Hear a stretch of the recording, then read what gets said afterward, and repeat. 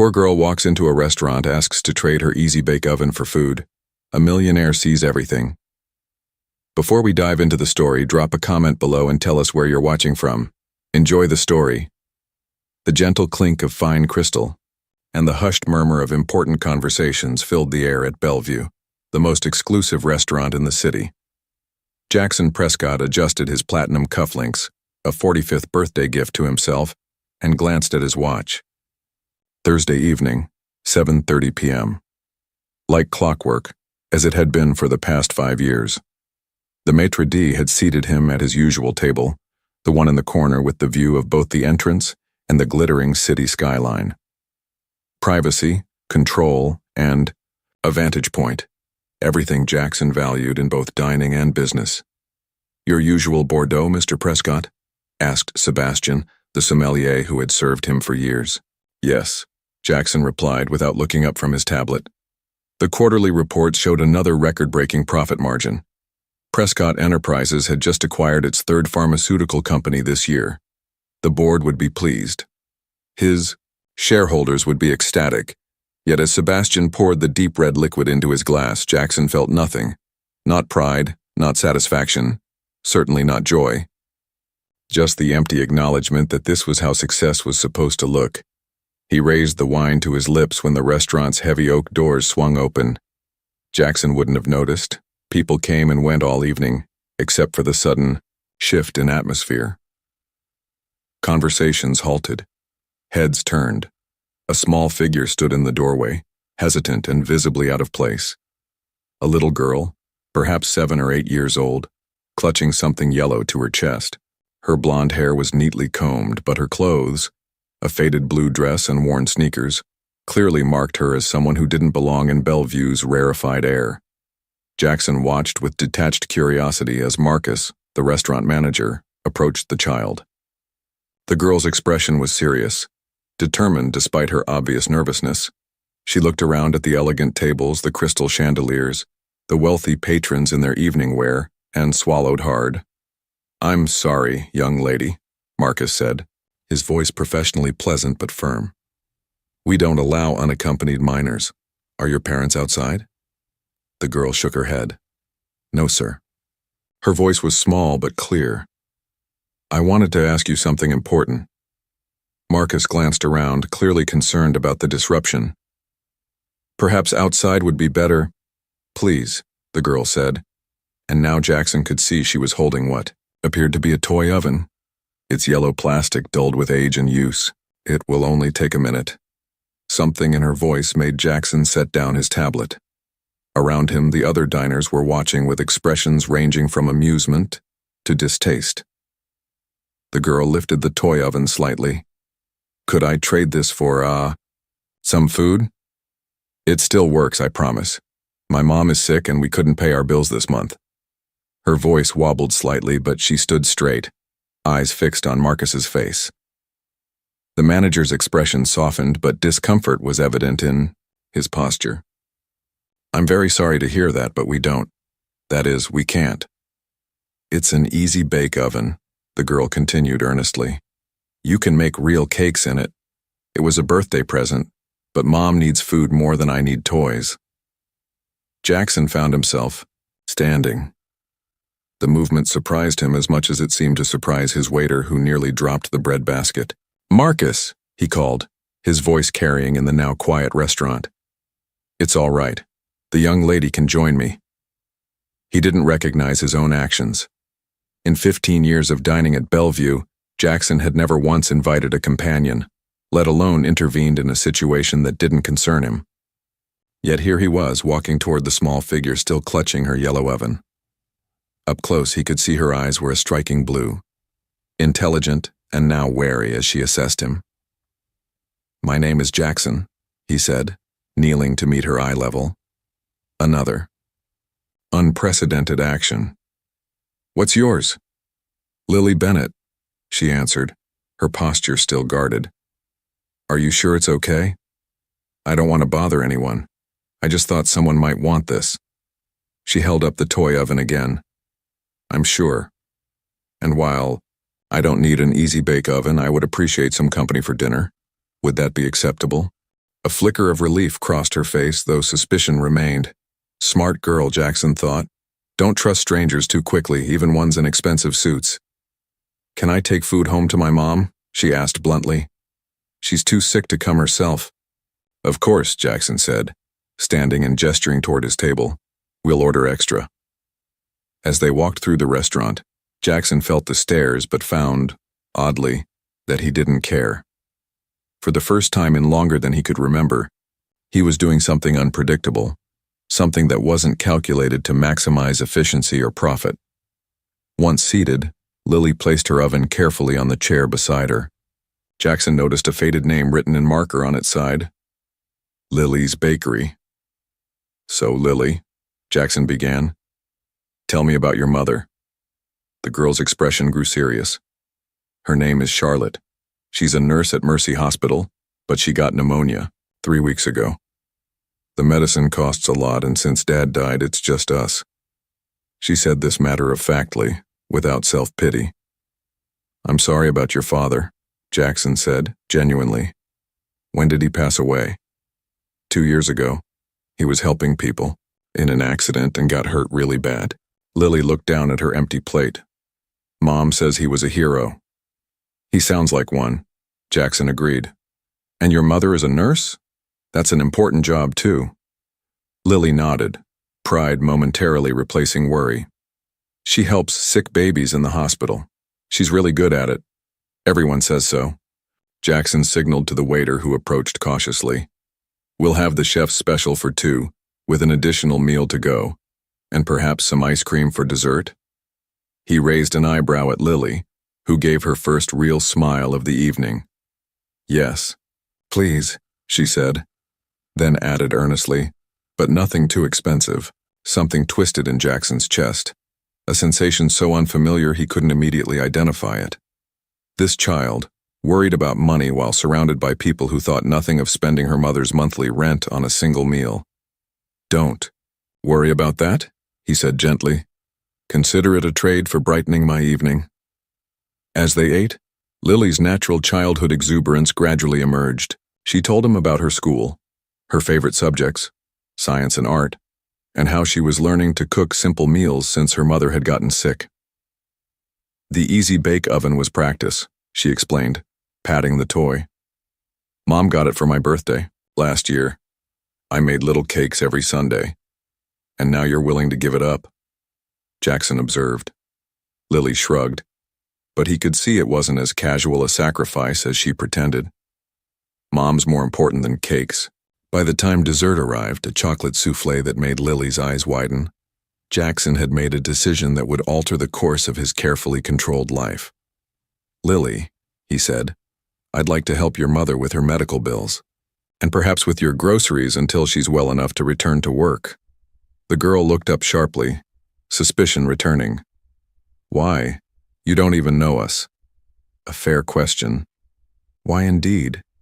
Jackson himself wasn't entirely sure. Perhaps it was the girl's courage. Perhaps it was the mention of her father's sacrifice, or perhaps it was something in those determined blue eyes that reminded him of another child, long ago, who had faced the world's cold indifference with nothing but stubborn will. Let's just say I admire your bravery in coming here tonight, he answered. It can't have been easy. Lily considered this. Mom says we shouldn't take charity, she said finally. She says we have to stand on our own feet. This isn't charity, Jackson replied, surprised to find he meant it. Think of it as community, people helping each other through difficult times. He could see her weighing his words, her young mind grappling with adult concepts of pride versus necessity. Could you talk to my mom about it? She finally asked. She makes the big decisions. I'd be honored to speak with her, Jackson said. As they left the restaurant, Jackson carrying a carefully packaged meal for Charlotte, he felt the curious stares of the staff and other diners. For a man whose reputation was built on cold calculation and ruthless efficiency, this display of what? Compassion? Connection? Whatever it was, it didn't fit the narrative of Jackson Prescott, the billionaire who had famously said in a Fortune magazine interview that sentiment has no place in business, or life. Yet as Lily clutched her worn Easy-Bake oven in one hand and the bag of food in the other, looking up at him with cautious hope, Jackson felt something unfamiliar stirring in his chest, something that had been dormant for decades. "My car is this way," he said, leading her to where his driver waited with the Bentley. "Let's go see your mother." Behind them, the exclusive world of Bellevue continued its evening of luxury and privilege. But Jackson Prescott was already moving toward something far more valuable than anything he had found there in 15 years of Thursday dinners. Jackson's Bentley glided through streets that grew progressively narrower and less maintained as they crossed into the east side of the city. Next to him, Lily sat with the container of food balanced carefully on her lap, her Easy-Bake oven secured by the seatbelt between them. "It's the blue building," she directed, pointing to a weathered apartment complex that had likely been built in the 1970s. "Third floor."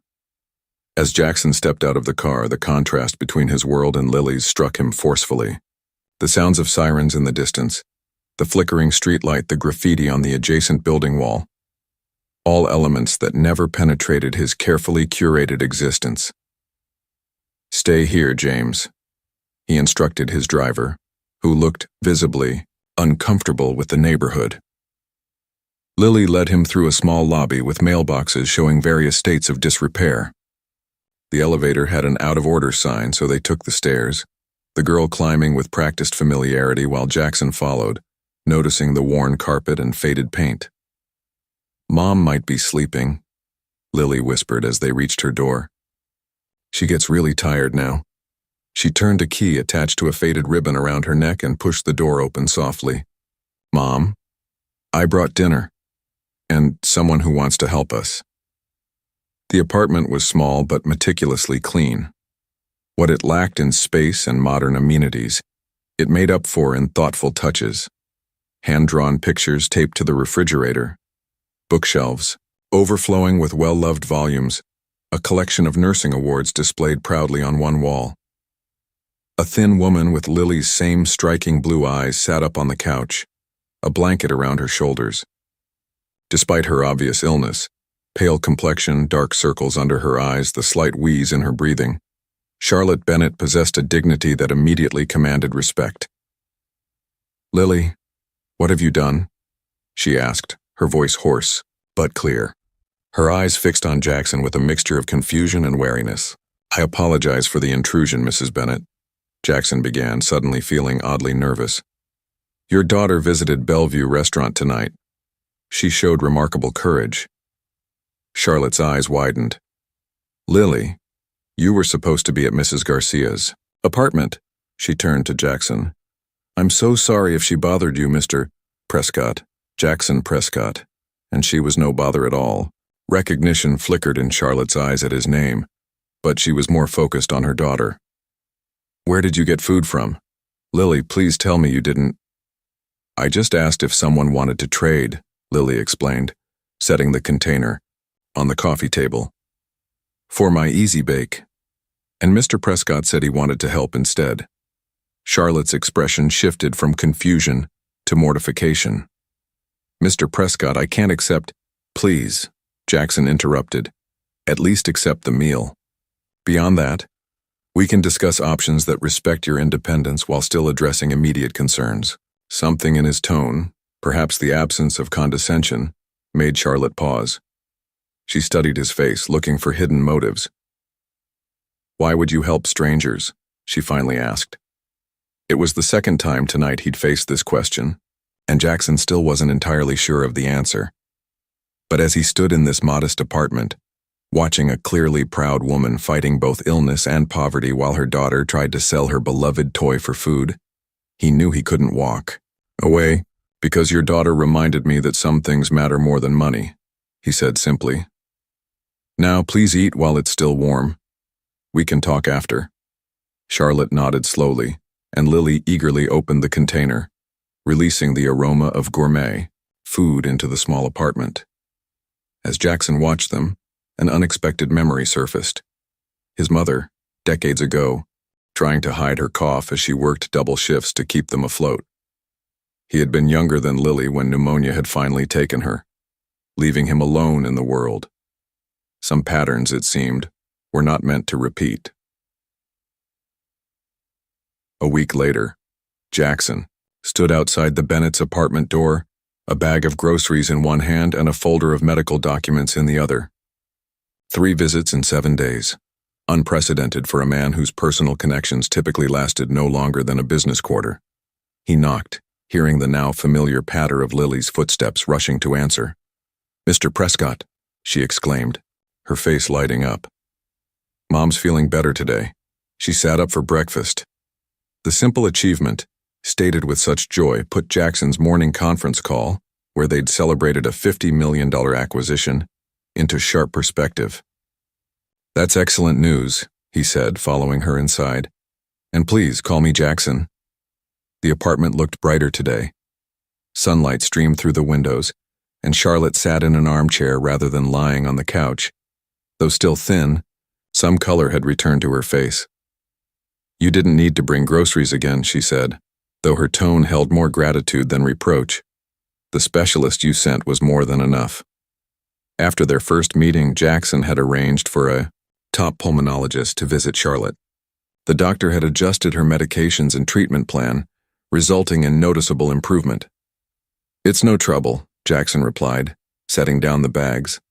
"Besides, Lily mentioned you like strawberries. These are from a farm upstate." The past week had transformed his routine entirely. Between meetings, he found himself researching pneumonia treatments or having his assistant find children's books about nursing to surprise Lily. His evening calls now included updates to Charlotte about hospital billing issues he'd resolved. "The hospital administrator called yesterday," Charlotte said, watching him unpack the groceries. "She said our bills have been taken care of through an anonymous donation."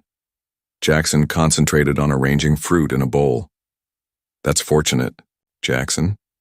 Charlotte's voice was gentle but firm. "Why are you doing all this?" He paused, a pint of strawberries in hand.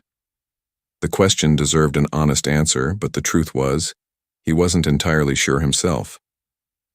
"When I was 6, he began slowly, "my mother got sick, pneumonia like you. We had no insurance, no savings. She kept working through her illness because I needed to be fed." He set the strawberries down. "She died 3 weeks later." Charlotte's expression softened. "I'm so sorry." "It was a long time ago," Jackson said, though the memory felt suddenly fresh. "But when Lily walked into that restaurant, willing to give up something she loved for your care." He shook his head. Some patterns shouldn't repeat. The silence that followed wasn't uncomfortable, but rather filled with mutual understanding. "Mom, can I show Jackson my science project?" Lily called from her bedroom. "Of course, sweetheart," Charlotte answered, her eyes still on Jackson. As Lily proudly displayed her solar system model, Jackson found himself genuinely interested in her explanations of planetary orbits. When she mentioned struggling with her math homework since Charlotte had been ill, he offered to help. An hour later, he sat at their small kitchen table, patiently explaining fractions while Charlotte prepared tea with steady, if still weakened, hands. "You're good with her," Charlotte observed quietly as Lily concentrated on a problem. "She's easy to be good with," Jackson replied, surprised to find he meant it. Later, as he prepared to leave, Charlotte walked him to the door while Lily continued her homework. "The doctor says I should be able to return to work in 2 weeks," she said. "Part-time at first, but it's something." Jackson nodded, though an unexpected thought arose. He would miss these visits when they were no longer needed. "That's excellent progress," he said professionally, "but don't rush your recovery." Charlotte studied his face. "You know, most people would have just bought the girl dinner and forgotten about us by morning." Jackson smiled slightly. "I've been told I'm not most people." "No," she agreed, returning his smile. "You certainly aren't." As he drove away, Jackson realized he felt something he hadn't experienced in decades: anticipation for something unrelated to business. He was looking forward to tomorrow's visit. "This is where you live?" Lily's eyes widened as Jackson's Bentley passed through the wrought iron gates of his estate. "It looks like a castle." Charlotte squeezed her daughter's hand, equally awed but more reserved. Lily, remember what we discussed about manners? It's quite all right, Jackson said, oddly self-conscious about his home's grandeur. And it's not really a castle, just a house that's too big for one person. 2 weeks had passed since their first meeting, and circumstances had changed rapidly. Charlotte's recovery had progressed, but her apartment building had suddenly become uninhabitable due to a major plumbing failure. With repairs estimated to take at least a month, Jackson had offered his guest house as a temporary solution. There's absolutely no obligation, he'd assured Charlotte when making the offer. It's sitting empty anyway. Now, as the car crunched along the circular driveway, he wondered if he'd overstepped. The Bennetts might feel overwhelmed or, worse, obligated by such surroundings. Eleanor, Jackson's longtime housekeeper, waited at the front entrance. Her normally impassive expression couldn't fully hide her surprise at the guests. In 15 years, Jackson had never invited anyone to stay. Eleanor, this is Charlotte Bennett and her daughter Lily. They'll be using the guest house for a while. Very good, sir, Eleanor replied, recovering quickly. I've prepared it as requested. Would you like me to show them the way? I'll do it, Jackson said, then noticed Charlotte's pallor. But perhaps we should rest a moment first? Inside, Lily stared openly at the soaring ceilings and artwork that cost more than most houses. Charlotte sat carefully on the edge of an antique sofa, looking simultaneously impressed and uncomfortable. Would you like some tea, Mrs. Bennett? Eleanor offered, picking up on her discomfort. Charlotte, please, and yes, that would be lovely. As Eleanor left, Jackson sat across from them, suddenly unsure how to be a host in his own home, a space that functioned more as a showcase than a living environment. Do you have a swimming pool? Lily asked, breaking the awkward silence. I do, Jackson admitted, though I rarely use it. Can I see it? Please? Charlotte began to protest, but Jackson shook his head. I'd be delighted to show you. Perhaps tomorrow when you're settled. Eleanor returned with tea and cookies, which Lily approached cautiously, until receiving her mother's nod of permission. These are really good, she declared after one bite. Eleanor's specialty, Jackson said. When I was recovering from surgery last year, she made them every day. You were sick too? Lily asked, cookie crumbs on her chin. Just a minor procedure, he clarified, catching Charlotte's curious glance. Nothing like your mother's situation. After tea, Jackson showed them to the guest house, a 3-bedroom structure that still managed to be larger than most apartments. As Lily raced to explore, Charlotte turned to him. This is too much, Jackson. We can't possibly. It's empty most of the year, he interrupted gently. Please consider it a practical solution, not an extravagance. She studied him with those perceptive blue eyes that seemed to see through his practiced exterior. Why do you have a house with so many empty rooms? The question was innocent, but cut straight to a truth Jackson rarely confronted. Why indeed? Status? Investment? Or perhaps the illusion that space could fill the emptiness he carried inside? I suppose I thought success should look a certain way, he answered, surprising himself with his honesty. Charlotte nodded, understanding more than he'd said aloud. Thank you for this. We'll try not to disrupt your routine. But as Jackson walked back to his main house, watching Eleanor already showing Lily the garden flowers, he realized that disruption might be exactly what his routine needed. The doorbell rang at precisely 10:30 a.m., interrupting the unexpected scene in Jackson's kitchen. Lily perched on a stool, explaining her science homework while Jackson made pancakes, a skill Eleanor had hurriedly taught him the previous evening. I'll get it, Eleanor said, eyeing the slightly lopsided pancake Jackson was attempting to flip. Moments later, she returned with a visitor. Mr. Prescott, this is Ms. Vivian Reeves. She says she's from social services. Jackson set down the spatula, instantly alert. Charlotte, who had been enjoying her coffee at the counter, straightened in her chair. The woman was professionally dressed, with a portfolio tucked under her arm and an expression that revealed nothing. Mr. Prescott, she began, I'm here regarding Lily Bennett. We received a report about her current living situation. Jackson glanced at Lily, who had gone very still. Perhaps we should speak privately, he suggested, gesturing toward his study.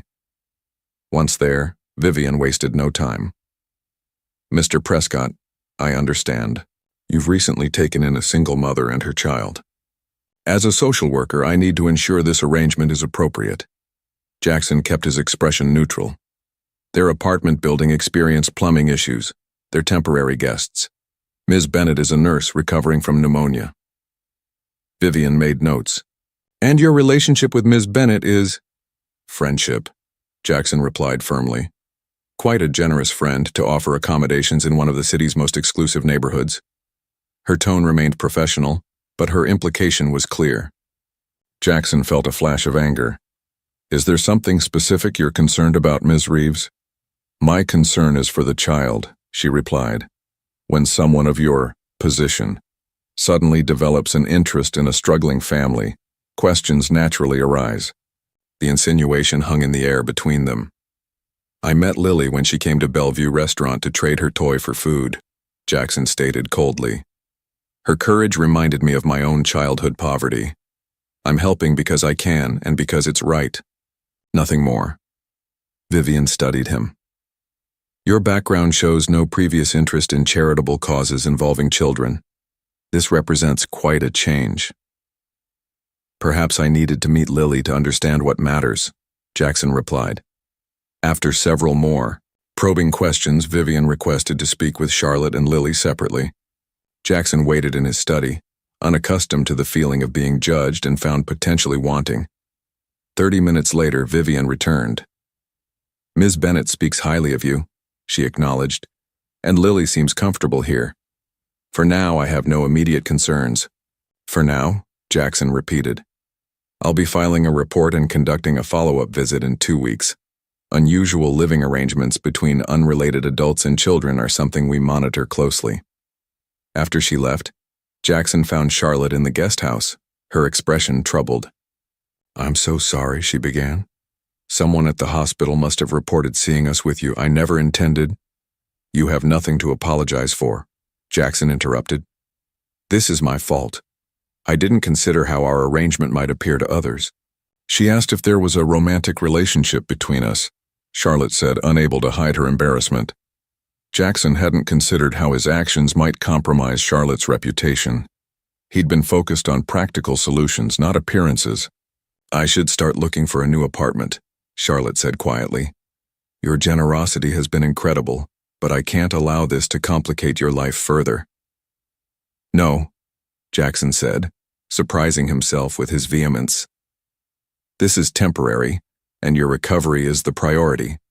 Let's not make decisions based on others' misperceptions." Charlotte hesitated, then nodded.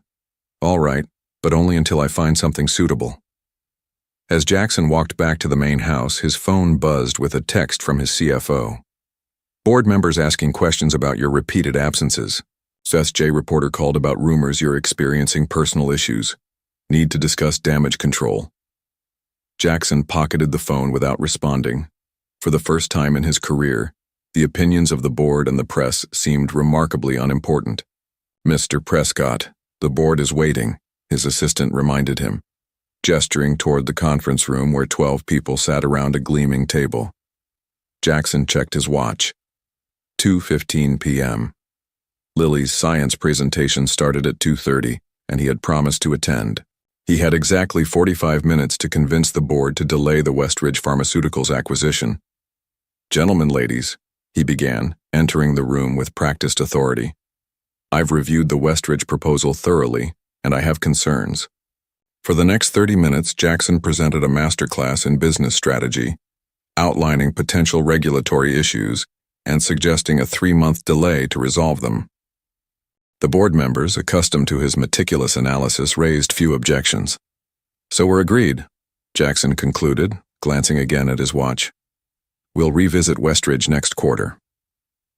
Richard Harmon, his longest-serving board member, raised an eyebrow. "You seem in a hurry, Jackson. Another appointment?"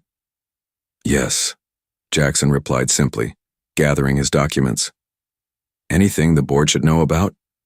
Richard pressed. Jackson paused. A month ago, he would have canceled any personal commitment for a meeting of this magnitude. A month ago, the idea of attending a second-grade science presentation wouldn't have crossed his mind. I promised a young friend I'd attend her school presentation, he said, surprising himself with his transparency. She's presenting on the respiratory system, something her mother, a nurse, helped her understand. The silence that followed was thick with confusion. Jackson Prescott, discussing a child's school event as a legitimate reason to end a board meeting early? Well, Richard finally said, "Give her our congratulations." Jackson nodded and left, feeling strangely liberated. 20 minutes later, he slipped into the back of the elementary school auditorium, just as Lily's class took the stage. When she spotted him, her face lit up with such pure joy that Jackson felt something shift inside him, as if pieces of his life were rearranging themselves into a new configuration. After the presentation, Lily ran to him, her handmade poster of the human lungs clutched proudly in her hands. "You came. Mom said you might be too busy." "I wouldn't have missed it," Jackson told her, realizing he meant it completely. Later that evening, after Lily had gone to bed, Charlotte joined Jackson on the terrace where he was answering emails. "You made her day," she said, settling into a nearby chair. "She talked about you being there all through dinner." Jackson set down his tablet. Her presentation was impressive. She has a real aptitude for science. "Like her father," Charlotte said softly. He was a paramedic. Science was his passion too. It was the first time she'd volunteered information about her late husband. "How did you meet?" Jackson asked.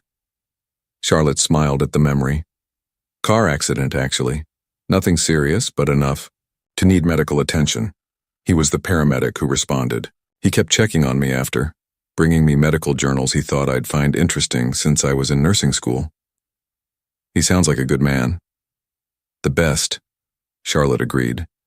"After he died in that multiple car pileup, I wasn't sure we'd survive, not financially or emotionally.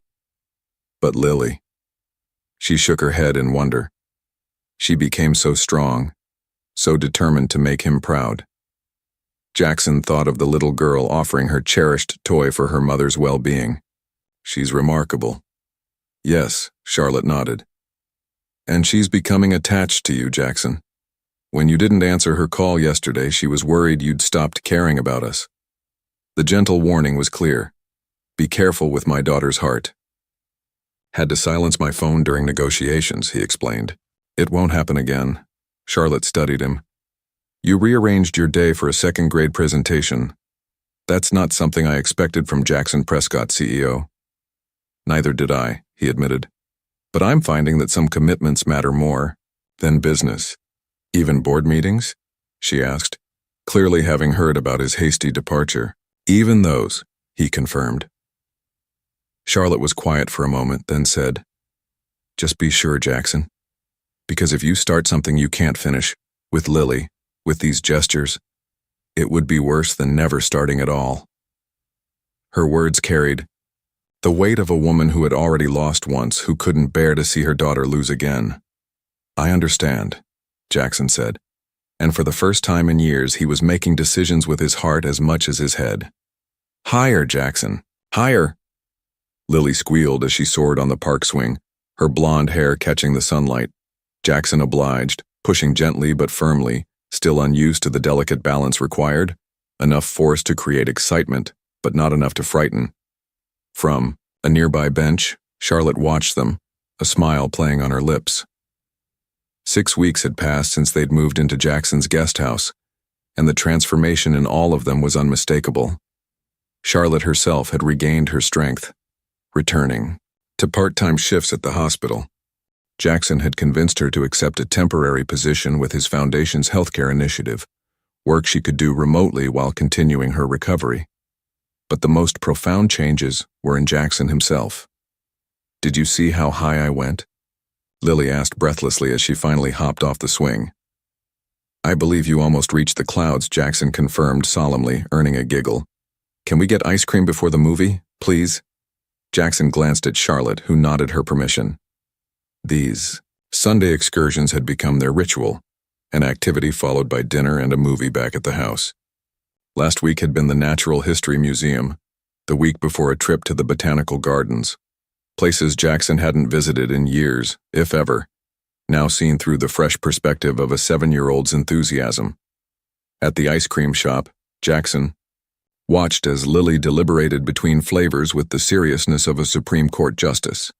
Charlotte selected vanilla with hot fudge, while Jackson, still discovering his own preferences beyond business lunches, chose butter pecan after Lily's earnest recommendation. "You've got some." Charlotte gestured to the corner of his mouth, where a drop of ice cream lingered. Without thinking, Jackson used his monogrammed handkerchief to wipe it away, then froze mid-motion, suddenly self-conscious. "I don't think I've had ice cream in a cone since I was 12, he admitted. "That's just sad," Lily declared, her own chocolate-smeared face evidence of proper ice cream enjoyment. Charlotte laughed, a sound Jackson had grown to appreciate more than any corporate victory. "Some things we need to relearn," she said, her eyes meeting his with unexpected warmth. Back at the estate, Eleanor had prepared dinner, which they ate at the kitchen table rather than the formal dining room. Jackson had suggested the smaller, more intimate setting after noticing how uncomfortable Charlotte and Lily seemed in the cavernous main dining area. "Eleanor," Jackson said as she served the salad, "these Sunday dinners have become the highlight of my week. Thank you for accommodating our changing schedule." The housekeeper, who had worked for Jackson for 15 years, gave him a look of pleased surprise. "It's my pleasure, sir. The house feels more alive these days." After dinner came movie time, with Lily selecting an animated feature about a brave young princess. They settled in Jackson's rarely used media room, Lily nestled between the adults on the oversized sofa. Halfway through the film, Charlotte whispered, "Look," nodding toward Lily, who had fallen asleep against Jackson's arm. "Should I move her?" he whispered back. "She's fine," Charlotte assured him. "She trusts you." 3 simple words that somehow meant more than any business accolade he'd ever received. Later, after carrying Lily to her bed in the guest house and saying goodnight to Charlotte, Jackson returned to his study. His CFO had sent urgent emails about a competitor's unexpected acquisition, but for once Jackson didn't immediately reach for his laptop. Instead, he poured himself a scotch and stood by the window, looking out at the guest house where warm light still glowed from Charlotte's room. 6 weeks ago, he would have worked until midnight crafting a counterattack strategy. Tonight, he found himself replaying Lily's laughter on the swing, the way Charlotte's eyes crinkled when she smiled, the unfamiliar but welcome weight of a sleeping child against his shoulder. His phone rang. Richard Harmon from the board, the CEO. "Meridian deal is falling apart," Richard said without preamble. "We need to meet first thing tomorrow." "I'll be there," Jackson replied, then added, "but only until noon. I promised Lily I'd help with her science fair project tomorrow afternoon." The silence on the other end spoke volumes. "Jackson," Richard finally said, "the board is concerned about your distractions lately." "They're not distractions, Richard, they're priorities." After hanging up, Jackson turned off his phone, another unprecedented action, and decided some emails could wait until morning. Some traditions, he was learning, were worth creating. The storm arrived without warning, violent and sudden. Lightning split the sky as thunder rattled the windows of Jackson's estate. Rain pounded against the roof in angry torrents. Jackson was reviewing contracts in his study when the security system beeped, indicating that the door connecting the main house to the guest house had been opened. Moments later, Eleanor appeared at his doorway, her normally composed expression concerned. "It's Lily, sir. She's quite upset about the storm." Jackson followed. Eleanor to find Lily in the kitchen, trembling in her unicorn pajamas, tears streaking her face. "Lily? What's wrong? Where's your mother?" "Mom got called to the hospital for an emergency." Her voice quivered. "Eleanor was staying with me, but then the thunder came and—" Her words were cut off by another thunderclap that made her jump. Jackson knelt before her. "You're afraid of storms?" She nodded miserably. "Dad used to sit with me during storms. He said the angels were just bowling in heaven." Fresh tears spilled. "But now he's gone, and Mom had to go, and I tried to be brave. But another thunderous boom sent her launching into Jackson's arms. He caught her automatically, her small body trembling against his chest. "It's all right," he said softly, awkwardly patting her back. Comforting a frightened child wasn't in his considerable skill set. "You're safe here." Eleanor quietly stepped away, leaving them alone. "Would you like some hot chocolate?" Jackson offered, remembering his own mother's remedy for frightening nights. Lily nodded against his shoulder. He carried her to a stool at the kitchen island, then set about heating milk. His movements were uncertain. He'd never made hot chocolate before. But Lily watched him with such trust that he was determined not to disappoint. "My father wasn't around when I was young," Jackson found himself saying as he stirred the warming milk. "And when my mother died, I went to foster homes. Some were nice, some weren't." Lily's eyes widened. "You didn't have a mom or dad?" "Not after I was 8. He added cocoa powder, remembering how his mother had done it. "I was scared of many things then." "You were? But you're not scared of anything now." Jackson smiled sadly. "Everyone is afraid of something, Lily." "What are you afraid of?" she asked, wiping away the last of her tears. Jackson considered deflecting, but those earnest blue eyes demanded honesty. "Failure," he said finally. "Being alone, not mattering to anyone." He poured the hot chocolate into mugs, adding a marshmallow to Lily's. "But you matter to lots of people," Lily said, accepting her mug. "You matter to me and Mom and Eleanor and all those people who work for you." "That's different," Jackson explained, sitting beside her. "Working for someone isn't the same as caring about them." Thunder crashed again, but Lily seemed less frightened now, focused on their conversation. "Mom says people show they care in different ways," she said, chocolate mustache forming above her lip. "Like when you came to my science presentation even though you had important meetings." Her simple observation struck him deeply. Yes, he had chosen her presentation over a critical meeting, not out of obligation, but because he genuinely cared. "Your mother is very wise," Jackson said softly. They sat together through the storm, Lily eventually curling against his side on the sofa as he read from a book they found in the library. By the time Charlotte returned, the storm had passed and Lily was asleep with her head on Jackson's lap. Charlotte stood in the doorway, still in her nurse's scrubs, taking in the scene with surprise. "She was frightened by the storm," Jackson explained quietly. "We had hot chocolate and stories." Charlotte's expression softened as she approached. "She usually hides under her bed during storms." She brushed a strand of hair from her daughter's face. "You must have magic powers." "No magic," Jackson replied. "Just understanding what it's like to be scared and alone." Charlotte studied him, her gaze gentle but penetrating. "Sometimes I forget that beneath the billionaire businessman is someone who once was a little boy who lost everything." Her words, so simply stated yet profoundly accurate, left Jackson momentarily speechless. "Thank you for being there for her," Charlotte said, carefully lifting her sleeping daughter. "It means more than you know."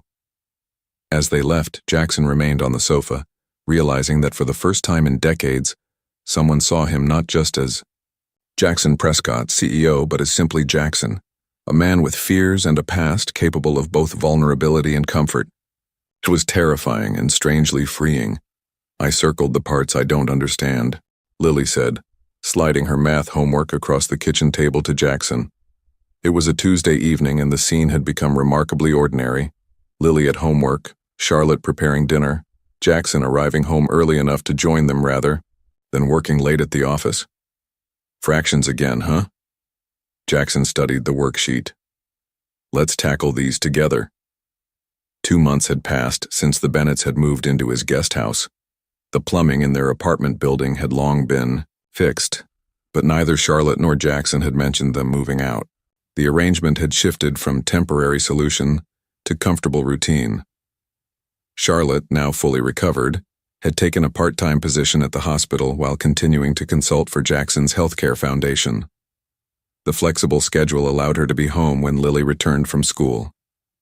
"Math makes my brain hurt," Lily complained, though she leaned in attentively as Jackson explained the concept using apple slices as visual aids. "You're good at this," Charlotte observed, stirring something that filled the kitchen with a delicious Aroma. I think she understands fractions better from you than from her teacher. Jackson felt an unexpected glow of pride. His skills with financial models and market predictions were well documented, but teaching a 7-year-old math felt like a more significant accomplishment. Mr. Wilson gave me an A on my science project, Lily announced. He said my respiratory system model was exemplary. That means really good. I know what exemplary means, Jackson replied, feigning offense. Lily giggled, a sound that had become one of his favorites. I told him you helped me with the design, but I did the coloring all by myself. Teamwork at its finest, Charlotte said, setting plates on the table. Dinner was simple but delicious. Charlotte had discovered a talent for cooking during her recovery. Conversation flowed easily, punctuated by Lily's school stories and occasional discussions about Charlotte's patients. How was your meeting with the board? Charlotte asked as they cleared the dishes. Jackson hesitated. The meeting had been challenging, several. Board members had expressed concern about his changing priorities and lack of killer instinct in recent acquisitions. It was instructive, he finally said.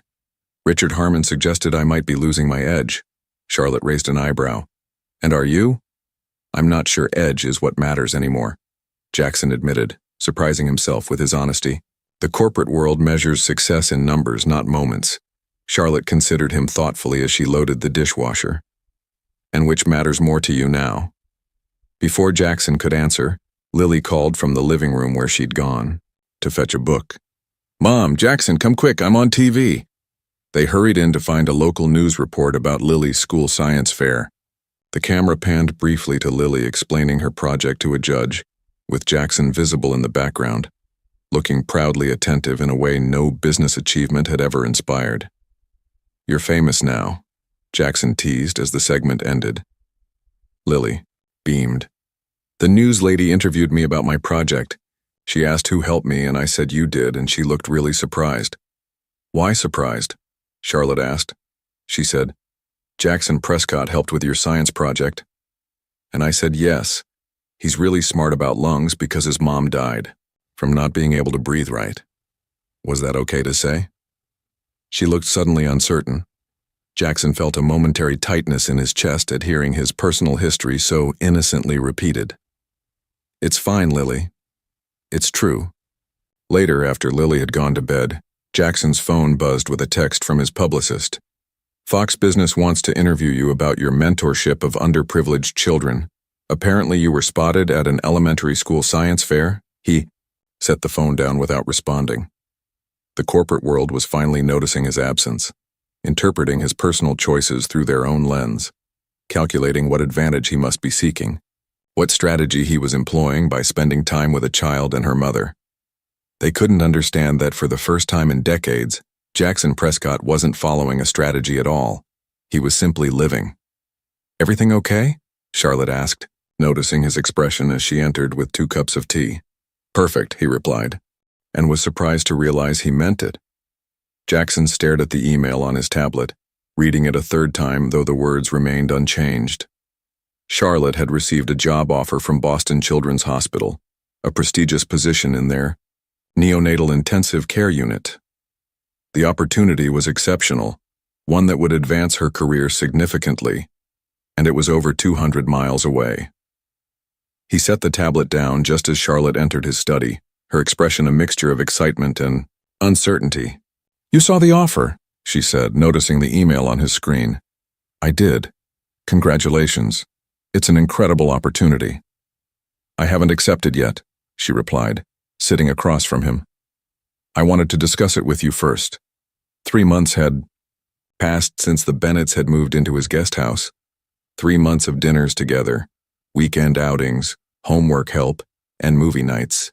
3 months during which Jackson's carefully structured life had transformed into something warmer, more meaningful, and infinitely more complicated.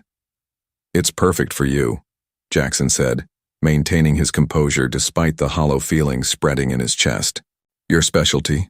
Excellent compensation, a world-class institution. Charlotte nodded slowly. Yes, all those things are true, but Lily has settled in at school here, made friends, and there's... She paused, meeting his eyes directly. There's what's developed between all of us. The unspoken question hung in the air between them. What exactly had developed? They hadn't put a name to it. This arrangement, this quasi-family they'd become. Jackson attended Lily's school events. Charlotte helped reorganize his charitable foundation. They shared meals and conversations and quiet evenings, but they'd never defined what it meant. You can't turn down an opportunity like this, Jackson said finally. Not for a temporary living arrangement. Something flickered in Charlotte's eyes. Disappointment? Relief? He couldn't tell. You're right, she agreed softly. It was always going to be temporary, wasn't it? That evening, dinner was unusually quiet. Lily, perceptive as always, glanced between the adults with growing concern. Is something wrong? She finally asked. Did I do something bad? No, sweetheart, Charlotte assured her. But we do need to talk about something important. As Charlotte gently explained about the Boston offer, Jackson watched Lily's expression change from confusion to disbelief to the beginning of tears. But we can't leave, she protested. What about school? What about my friends? What about... She turned to Jackson, her blue eyes swimming. What about you? I'll still be here, he said, his voice steadier than he felt. And you can visit. Boston isn't that far. It's not the same, Lily said, tears now flowing freely. We're supposed to stay together. We're like a family now. The word family hit Jackson with unexpected force. Was that what they had become? Had he, without realizing it, begun to think of them that way too? Lily, Charlotte said gently but firmly, sometimes opportunities come that we need to take, even when they're difficult. This job is important for our future. But we're happy here, Lily insisted. Aren't we? Charlotte looked at Jackson, who found himself momentarily unable to speak. Later, after Lily had gone to bed still upset, Charlotte found Jackson on the terrace, staring at the night sky. I've accepted the position, she said quietly. We'll leave in 2 weeks. Jackson nodded, still looking at the stars. I'll help with the arrangements, finding an apartment, moving expenses, anything you need. That's very generous, Charlotte replied. But it isn't necessary. The hospital offers relocation assistance. The formality in her voice felt wrong after months of growing closeness. Charlotte, he began, finally turning to face her. Are you sure this is what you want? She studied him, her expression unreadable, in the dim light. What I want. She shook her head slightly. Jackson, we've been living in a beautiful bubble here. You've been incredibly kind, but this isn't real life. At some point, we need to return to reality. And reality is that you and Lily don't belong here, with me? The vulnerability in his question surprised them both. I don't know what we are to each other, Charlotte said softly. And until that's clear, moving forward seems safer than risking. Disappointment, especially for Lily. She was right, of course. He'd opened his home but kept parts of himself carefully guarded. They'd created this in-between existence, neither fully separate nor fully committed. I understand, he said finally. But as Charlotte returned to the guest house, leaving him alone, under the vast night sky, Jackson realized that understanding and accepting were entirely different things. Jackson paced the length of his office, phone pressed to his ear. Whatever the cost, I want the foundation headquarters moved to Boston. Yes, immediately. Eleanor stood in the doorway, watching with a mixture of concern and understanding. She'd never seen her employer like this, agitated, uncertain, making major business decisions based on personal considerations. Sir, she said when he ended the call, perhaps you should consider a more direct approach. Jackson looked up, suddenly aware of her presence. What do you mean? May I speak frankly? When he nodded, she continued, in 15 years, I've watched you solve complex business problems with remarkable clarity. You identify what you want and pursue it directly. Yet with Ms. Bennett and Lily, you're creating elaborate workarounds rather than simply telling them how you feel. Her words struck with uncomfortable precision. It's not that simple, Eleanor. Isn't it? She challenged gently. They're leaving in 10 days. What exactly are you risking by being honest? Everything, he thought. Rejection, disappointment, the realization that what had felt meaningful to him was simply gratitude or convenience to them. Yet as he stared out the window at the guest house where Charlotte was packing their belongings, Jackson knew Eleanor was right. He was strategizing like a businessman, when what was needed was the courage to be simply a man, one who had discovered quite unexpectedly that his carefully constructed life felt empty without a nurse and her daughter in it. That evening, Jackson invited Charlotte to dinner, just the two of them at the restaurant where an unexpected meeting with Lily had changed everything. Bellevue, Charlotte noted as they were seated at Jackson's regular table. This feels like coming full circle. In a way it is, he agreed, his usual confidence wavering slightly. This is where everything began. After they ordered, Charlotte folded her hands on the table. Jackson, why are we here? If this is a goodbye dinner, it's very thoughtful, but... It's not goodbye, he interrupted. At least I hope it isn't. Charlotte's expression grew cautious. What do you mean? Jackson took a breath. I've been thinking about solutions. My foundation is opening a Boston office. I could spend significant time there. Or you could work remotely some days. We could find a balance that allows you this opportunity without ending what we've started. And what exactly have we started, Jackson? Charlotte asked quietly. It was the question he'd been avoiding for months, the one that required him to examine, feelings he'd kept carefully controlled. Something I never expected, he admitted. Something I wasn't looking for but now can't imagine living without. Charlotte's eyes softened. Jackson, I care about you, Charlotte. Both of you. More than I thought possible. The words felt foreign on his tongue, unpracticed but necessary. The thought of you leaving. It's made me realize how empty my life was before you arrived, and how empty it will be again if you go. Our lives are very different, she said gently. You built an empire. I take care of sick babies. How would that work long term? I don't know, he admitted, but I'm willing to figure it out if you are. Charlotte studied him, her expression thoughtful. When Mark, Lily's father, died, I promised myself I wouldn't let anyone else close enough to hurt us if we lost them. It felt safer that way. And now? Now I'm not sure safety is worth what we'd be giving up. She reached across the table, her fingers lightly touching his. But Jackson, we can't build a relationship on convenience or obligation. If we try this, whatever this is, it has to be real. For all our sakes, but especially Lily's. It is real, he assured her. More real than anything in my life has been for a very long time. As they talked through dinner, possibilities emerged from what had seemed an inevitable ending. Charlotte would accept the Boston position, but they would find a way to bridge the distance. Jackson would restructure his schedule to allow for regular travel. They would take things slowly, thoughtfully, with Lily's well-being guiding their decisions. Later, walking together under the stars, Charlotte asked the question that had lingered unspoken.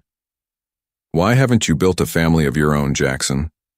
You're successful, intelligent, capable of such kindness when you allow yourself to be. The honesty of the night made evasion impossible.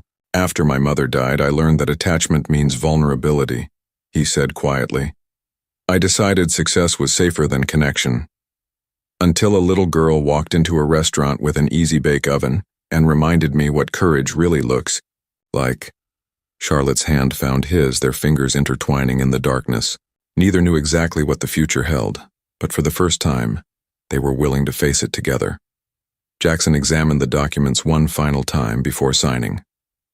The purchase of a townhouse in Boston's Beacon Hill neighborhood, elegant, historic, and conveniently located near Boston Children's Hospital.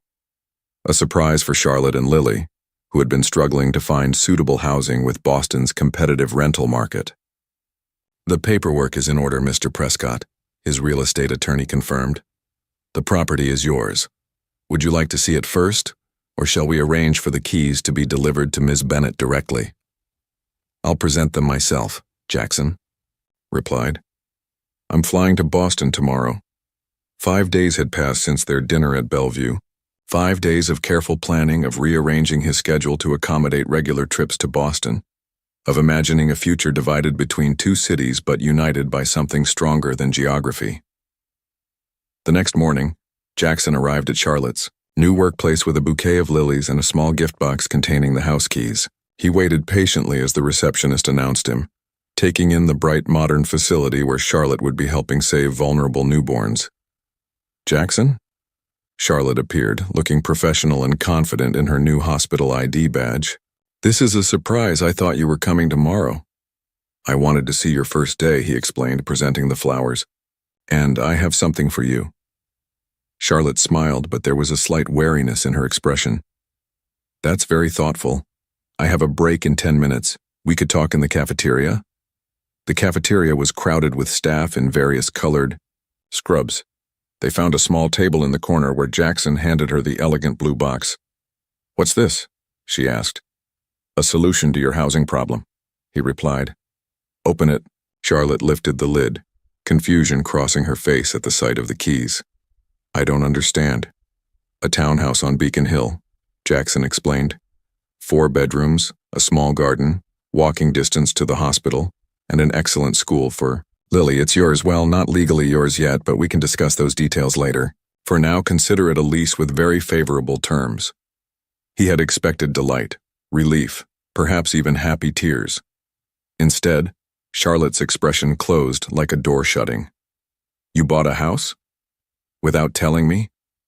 It's an investment property, Jackson explained, sensing her unease.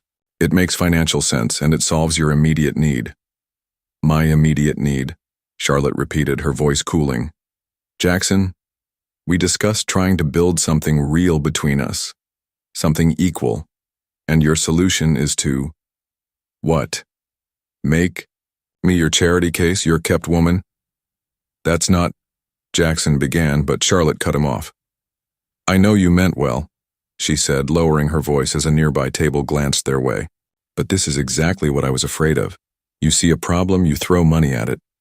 That might work in business, but relationships don't work that way. Jackson felt his own frustration rising. This isn't about money. It's about creating stability. For you and Lily.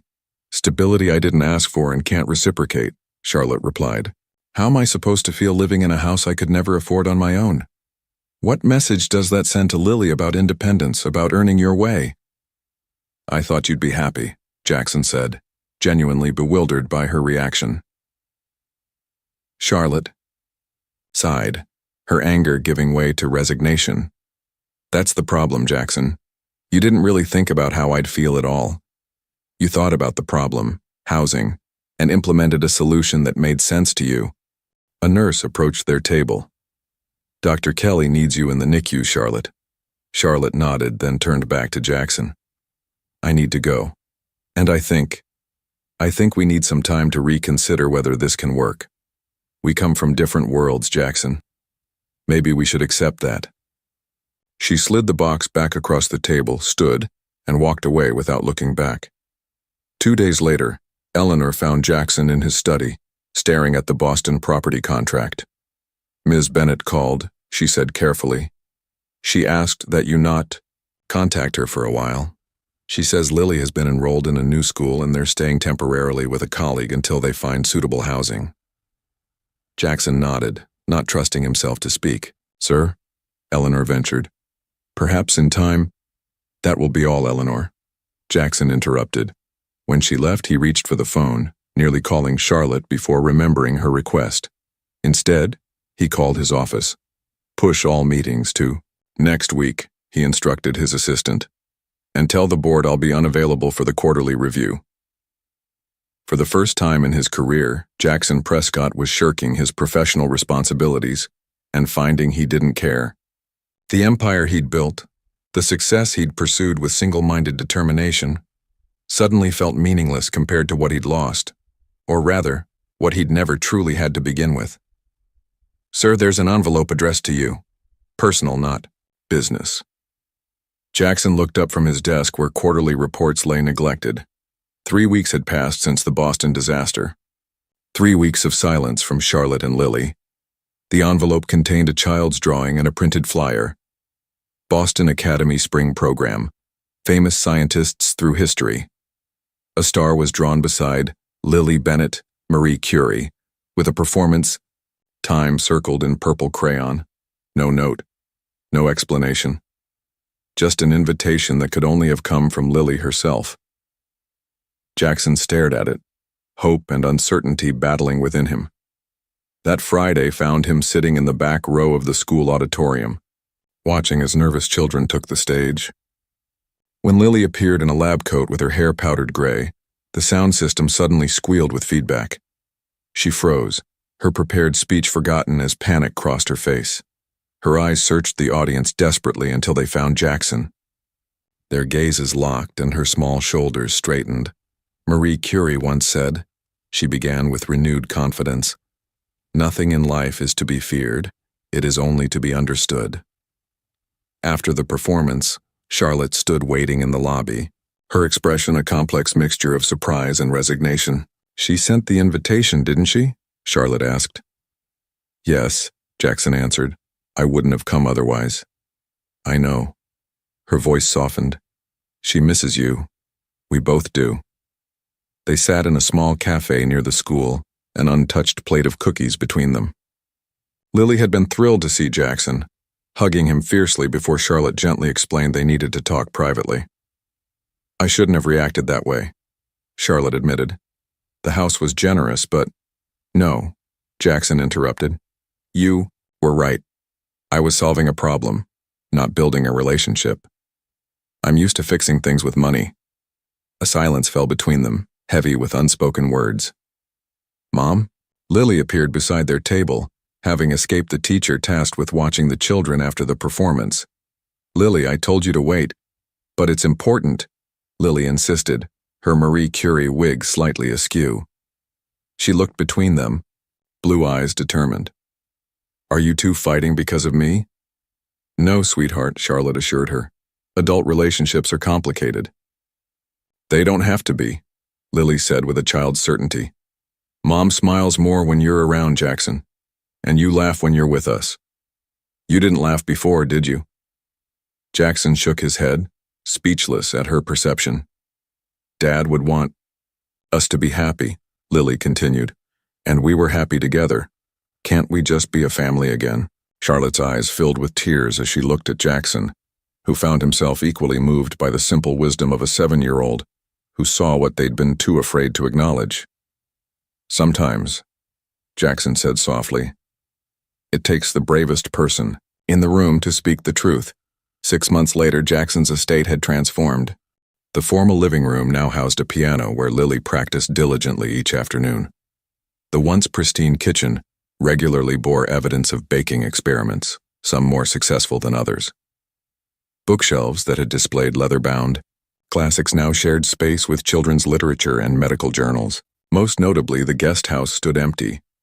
Its former occupants had moved into the main house, bringing warmth and life to spaces that had previously known only echoing silence. "Checkmate," Lily announced triumphantly, moving her queen into position on the chessboard between them. Jackson studied the board with exaggerated dismay. "How did I miss that?" "Because you were letting me win," Lily replied, giving him a knowing look that reminded him so much of Charlotte. "You shouldn't do that. How will I get better if you don't? Play your best." "You're absolutely right," Jackson acknowledged, resetting the pieces. No more holding back.